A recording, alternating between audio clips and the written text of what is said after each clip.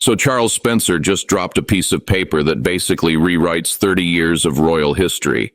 And the strangest part isn't even what the letter says.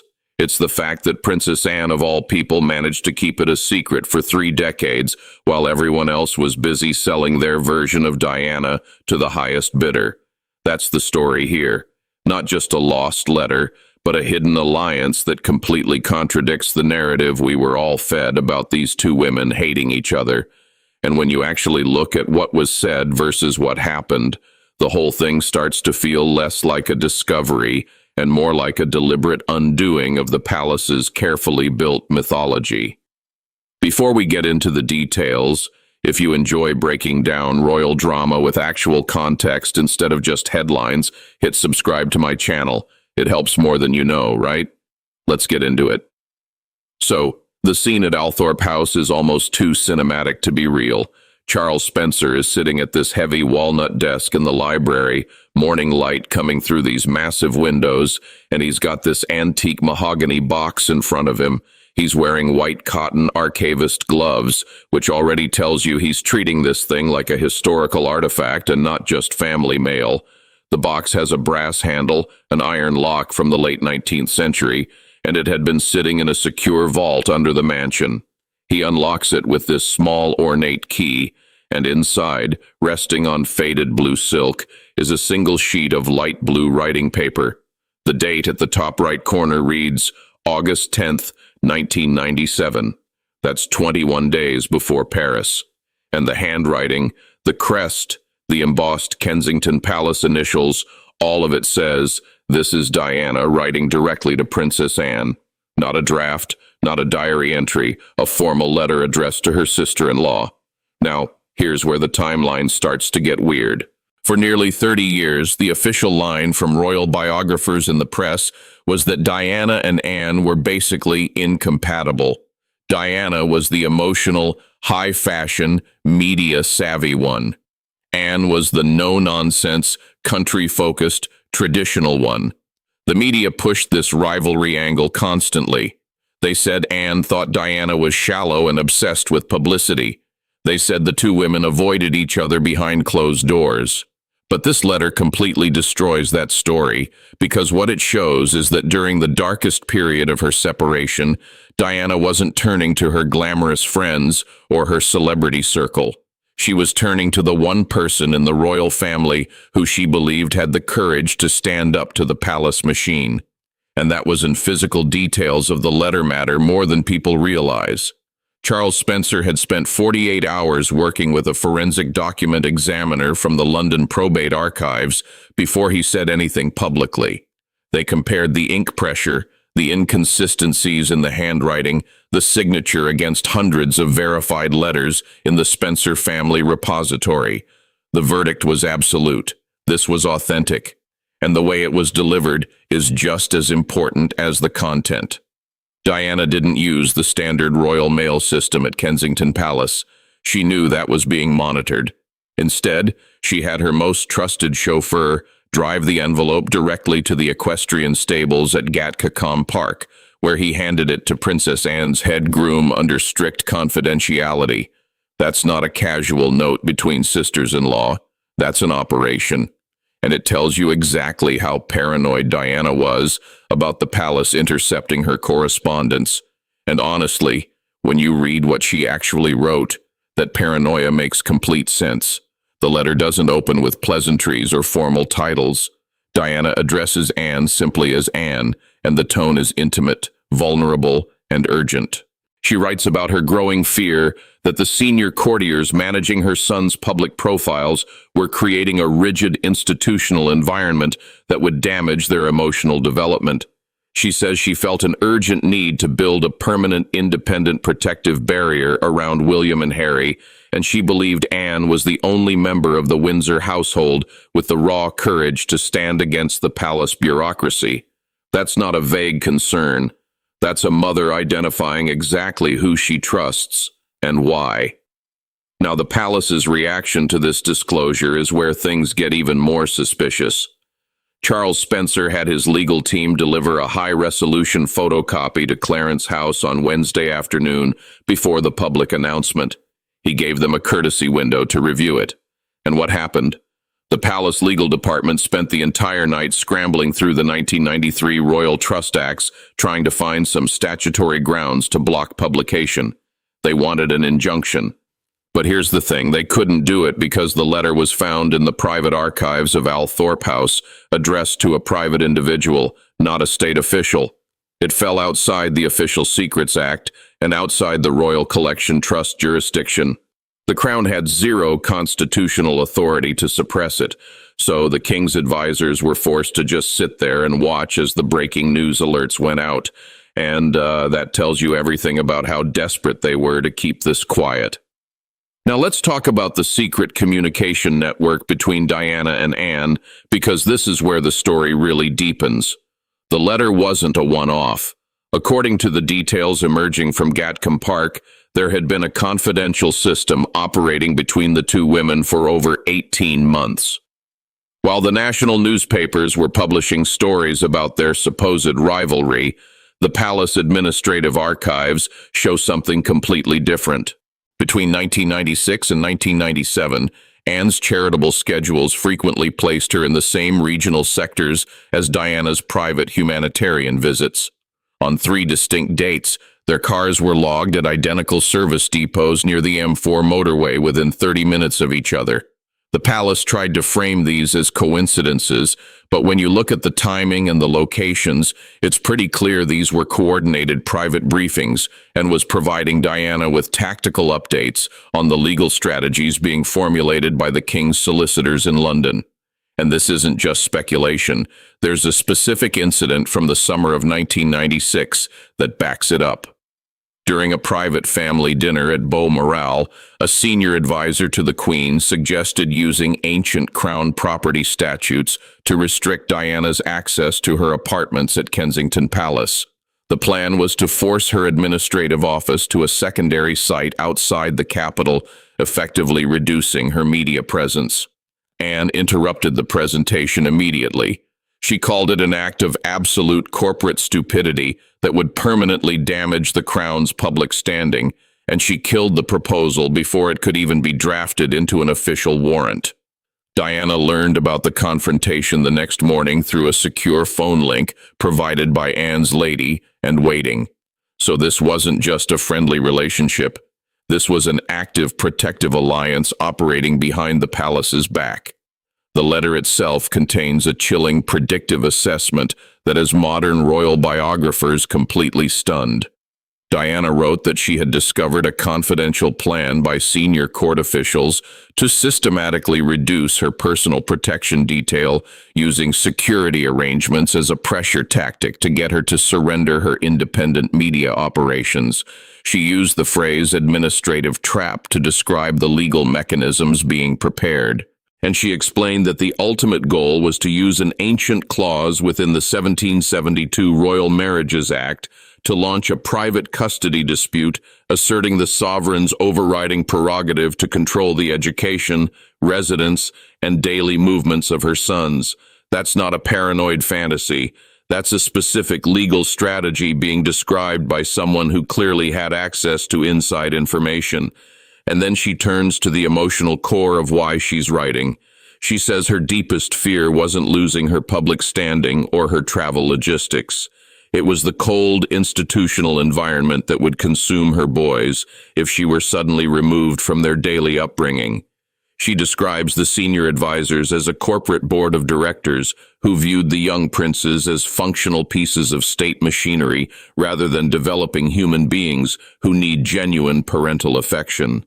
Those are the words of someone who understood exactly what she was fighting against, and she was begging Anne to be the unyielding emotional barrier between her sons and the traditionalist who wanted to shape them into distant, unfilling symbols of the state. The physical evidence of how much effort Diana put into this letter is striking. The archivist gloves worn by Charles Spencer revealed multiple corrections on the reverse side of the page. Diana had scratched out initial sentences and replaced them with more precise, legally binding language. She wasn't just venting. She was crafting a document that could hold up in court if it was ever retrieved during a family crisis. She wanted to make sure palace attorneys couldn't dismiss it as an emotional outburst. It was designed to be irrefutable evidence of the pressure she faced. But here's where the story takes another sharp turn. In the middle of the second page, Diana references a secret personal repository containing over 200 original letters and diary entries from her school days and early marriage. She wrote that she had hidden this archive outside the palace infrastructure entirely, separate from the royal archives at Windsor Castle, and she instructed her personal trustees to release the entire archive to the public if the central administration ever attempted to completely block her access to her sons. That clause has triggered immediate panic inside Buckingham Palace, because if those letters are still sitting in an anonymous vault somewhere, the Crown faces a permanent threat of historical exposure. The King's legal teams are reportedly working through the night to track the movement of all Spencer family holdings from that era, trying to locate the vault before anything else leaks. And then there's the postscript. Diana added a short, devastating final line just before sealing the envelope. She wrote that she was leaving for the Mediterranean the following morning with a deep sense of administrative anxiety, feeling that her time to secure her son's emotional safety was rapidly running out. That line, written 3 weeks before her death, transforms the entire document from a piece of family correspondence into a haunting historical testament. It's the voice of a woman who knew she was running out of time. Now, the question everyone keeps asking is why Princess Anne kept this secret for 30 years. And the answer, when you look at her track record, is actually pretty consistent with who she is. Anne has spent her entire adult life operating as the foundational pillar of the Crown's traditional infrastructure. Her primary allegiance isn't to public relations campaigns or media cycles, it's to the long-term continuity of the state. She understood that revealing a letter alleging an administrative conspiracy inside the palace would have triggered a massive constitutional crisis during the delicate transition period of the late 1990s. The public fury would have derailed the stabilization of the monarchy and directly threatened the future reign of her nephew, Prince William. So, she made a deliberate choice to absorb the emotional burden in total isolation. And here's the thing. While the tabloids were portraying her as cold and distant, Anne was quietly executing the protective role Diana had begged her to assume. The official court circular logs show that between 1997 and 2005, Anne adjusted her charity calendars to ensure she was consistently present at Windsor during the boys' academic breaks. She didn't bring cameras. She didn't invite royal correspondents. She had just arrived in her private car, walked with William and Harry through the quiet pathways of the Great Park, and gave them a stable, down-to-earth space, completely insulated from the frantic public relations maneuvering at Clarence House. She became the emotional barrier Diana had prayed for without ever demanding public validation. That silence held for 3 decades, and it almost broke in 2026 when the palace archivists began preparing for a major national milestone celebration. The master of the household requested a comprehensive audit of all private correspondence files held at Gatcombe Park. They wanted to transfer any sensitive historical documents to the official central repository at Windsor Castle, where they could be vetted and restricted under the 50-year rule. Anne rejected the audit instantly. She told the central registry clerks that her private safe contained personal family correspondence entirely separate from the state's administrative workflow, and she refused to hand over the keys. That refusal created an immediate tactical bottleneck because the palace legal department realized they had 0 statutory grounds to force a daughter of Queen Elizabeth to surrender her private papers without creating a highly damaging internal court battle. The resolution came on Thursday morning, just hours before Charles Spencer made his announcement. He traveled to Gloucester by private car for an urgent briefing with Anne.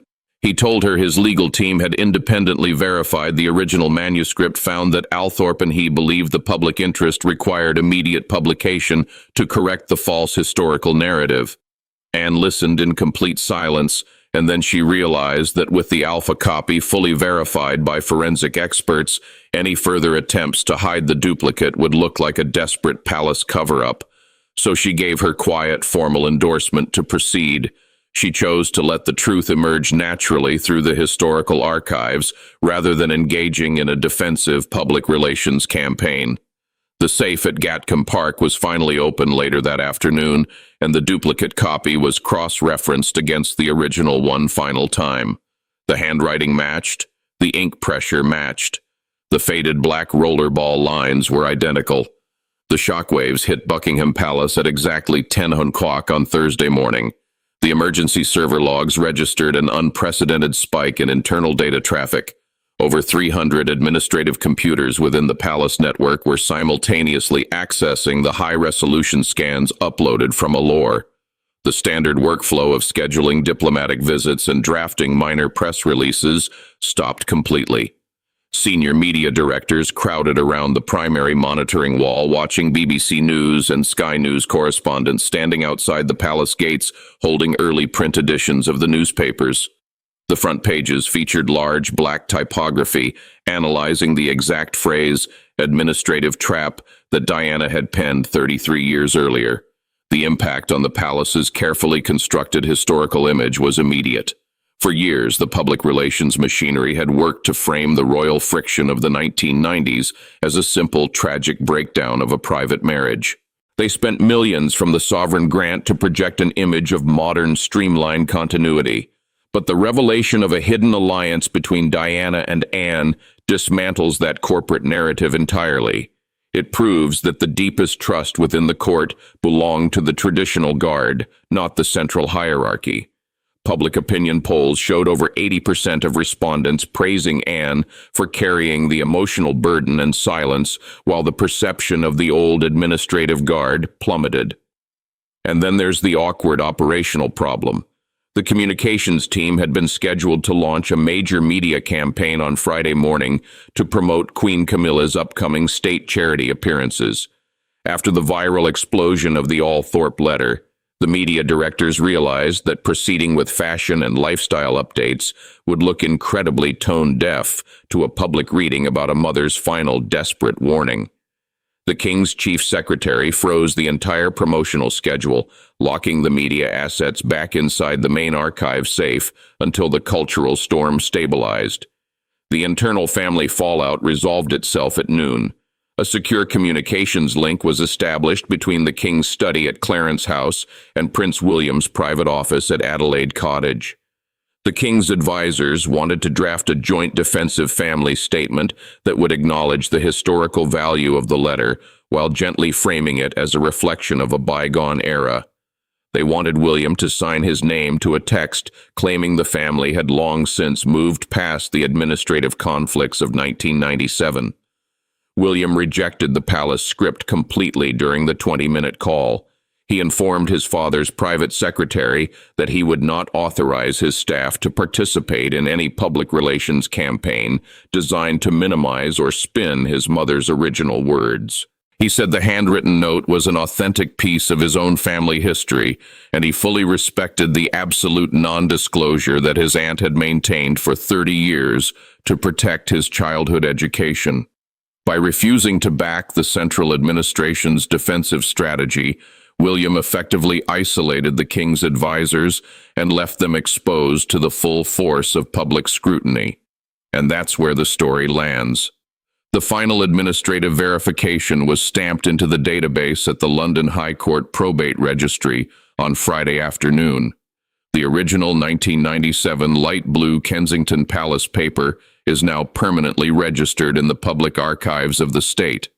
The physical manuscript was placed in a secure temperature-controlled archival box, ensuring Diana's authentic voice is locked away from any future attempts at palace censorship. Outside the palace gates, thousands of people stood in silence holding evening editions of the newspapers that featured full-page replicas of the sloping handwriting. Over 90% of respondents in public polls expressed deep gratitude for the protection and provided to the young princes. What this whole situation reveals is that the power of an authentic maternal voice will always triumph over the cold mechanics of institutional control.